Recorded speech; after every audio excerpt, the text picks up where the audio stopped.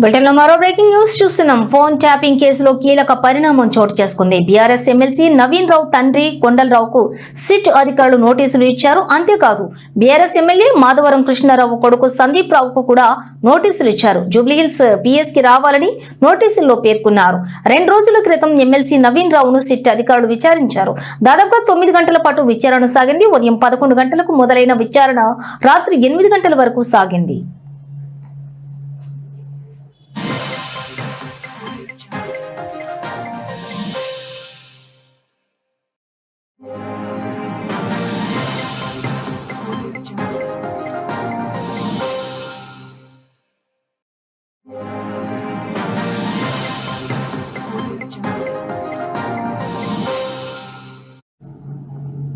ఇక బీఆర్ఎస్ పెద్దలతో ఉన్న ఆర్థిక సంబంధాల గురించి నవీన్ రావును అధికారులు విచారించినట్లుగా సమాచారం.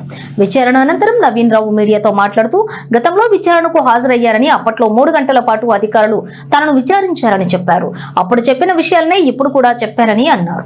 విచారణకు సహకరించానని, మళ్లీ పిలిచినా కూడా వస్తానని స్పష్టం చేశారు.